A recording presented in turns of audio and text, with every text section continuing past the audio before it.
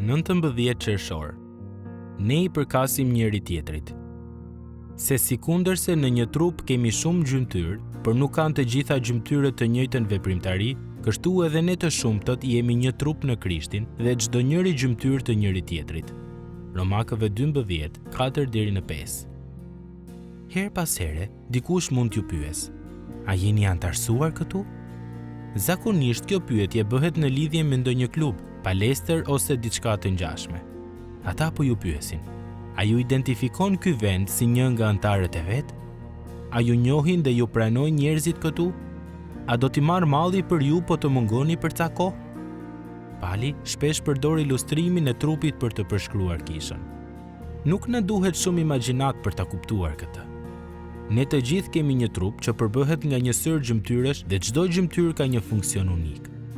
Jo të gjitha pjesët shihen, por të gjitha janë të rëndësishme.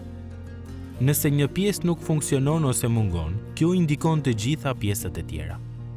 Efektshmëria e gjithë trupit të dikujt varet nga komandimi I tij prej kokës. Kjo vlen edhe për trupin e Krishtit, për çdo kishë lokale.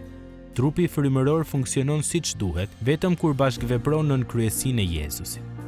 Kur kjo ndodh, ne funksionojmë në unitet, sepse nuk po jetojmë të izoluar nga njëri tjetri. Pluralitet, sepse përbëhemi nga copë dhe pjesë të ndryshme.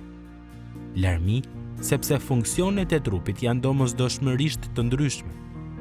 Harmoni, të cilën e shijojmë atëherë kur gjërat funksionojnë në kohezion. Identitet, duke treguar se, në fund të fundit, askush prej nesh nuk mund të jetë vetvetja kur është vetëm. Me fjalë të tjera, kur si individ e kupton natyrën e trupit të Krishtit, e kupton më mirë se kush je dhe ku përshtatesh. Si antar I trupit të Krishtit, ti ke një vend të caktuar. Kur hiri I Perëndis na ka transformuar, ne duhet të kuptojmë që për ne ka gjithmonë e më shumë rëndësi fakti që jemi thirrur për të qenë në marrëdhënie me njëri tjetrin, në komunitet. Ne jemi të ndryshëm në dhuntit që na janë dhënë. Asnjëri prej nesh nuk e formon trupin individualisht, por vetëm së bashku. Ne I përkasim njëri tjetrit. Prandaj, ne mblidhemi si kishë për t'i dhënë njëri tjetrit nga vetja dhe, në fund të fundit, Zoti tonë.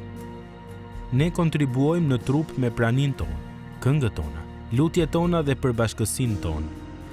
Siç shkroi Isaac Watsi, gjuha ime zotimet përsërit. Paqe për këtë të shenjtë shtëpi, sepse aty banojnë miqt dhe të afërmit e mi. Kisha nuk është një vend ku thjesht të paraqiteni dhe të merrni pjesë. Ajo është një trup. Ajo është farefisi juaj, familja juaj. Ju keni nevojë për kishën tuaj dhe kisha juaj ka nevojë për ju.